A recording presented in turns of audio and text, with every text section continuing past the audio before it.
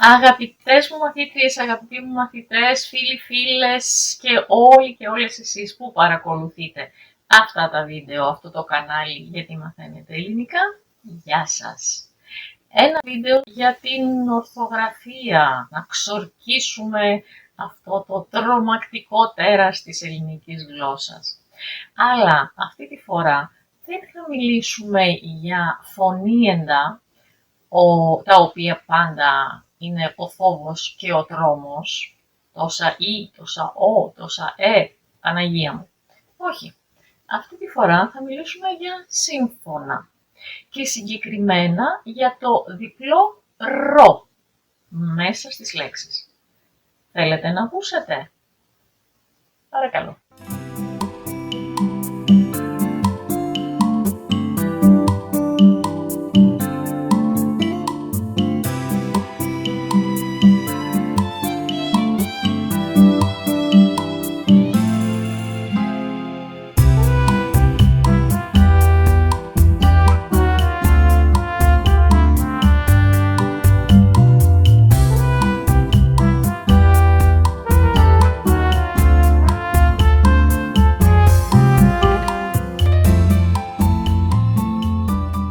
Ελληνικά, το ρο στην αρχή των λέξεων προφερόταν δασί.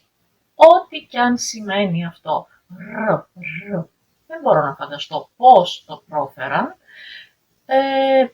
Πάντως δεν ήταν το λεπτό που προφέρουμε σήμερα στα ελληνικά. Οι Αλεξανδρινοί, για να δείξουν ότι δεν ήταν ένα απλό ρο, έβαλαν ένα σημάδι επάνω, μία δασία. Αυτό το σύμβολο σήμαινε ότι προφέρεται διαφορετικά, όχι λεπτό. Έχετε αναρωτηθεί, για παράδειγμα, γιατί η λέξη Ρόδος, το νησί, γράφεται με λατινικούς χαρακτήρας έτσι?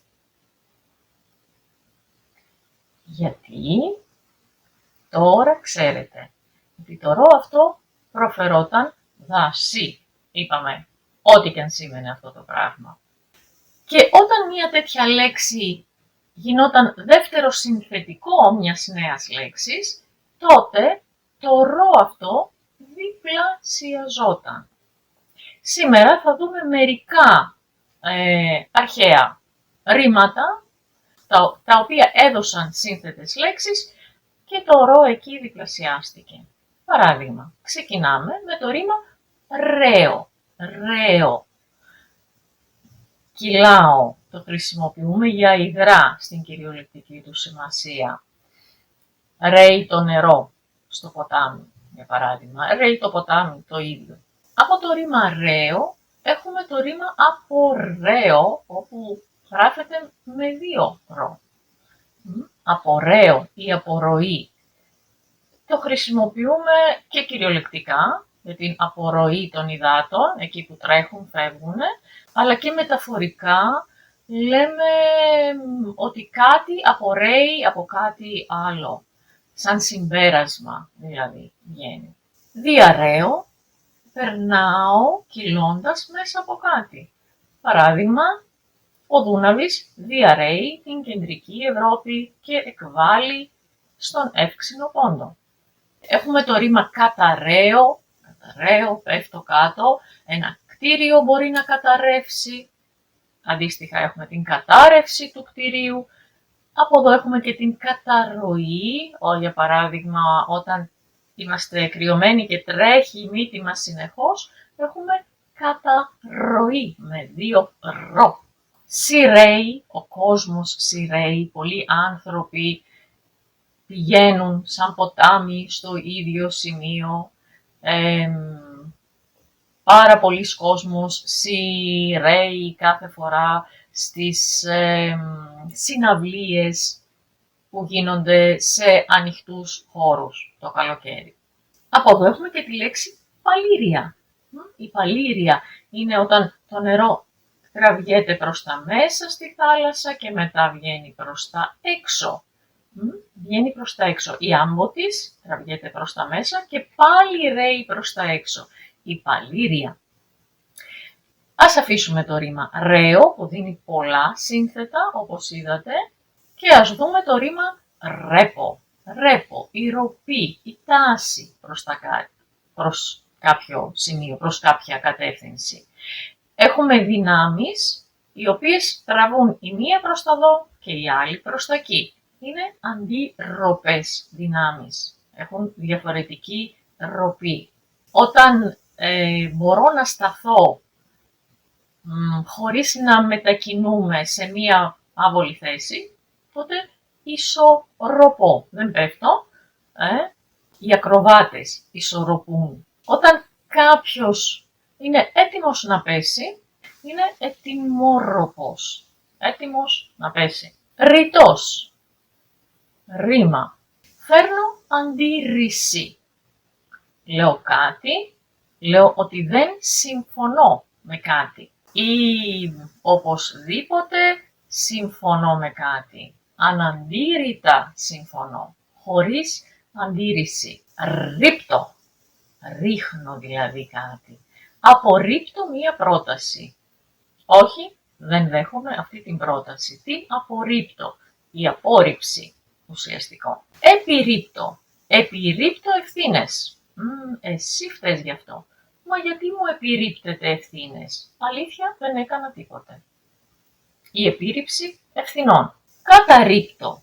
Καταρρίπτω ένα ρεκόρ. Οι αθλητές οι οποίοι πηγαίνουν σε μεγάλες διοργανώσεις, σε διεθνείς αγώνες, πανευρωπαϊκούς, παγκόσμιους, ολυμπιακούς, προσπαθούν να καταρρίψουν ρεκόρ, είτε άλλων, είτε δικά τους ρεκόρ. Ένα ρήμα το οποίο δεν το χρησιμοποιούμε καθόλου μόνο του, αρχαίο ρήμα, το ρήμα ρώνιμη, από το οποίο προέρχεται η λέξη Ρώμη, όχι η Ρώμη, η πρωτεύουσα της Ιταλίας, αλλά η δύναμη.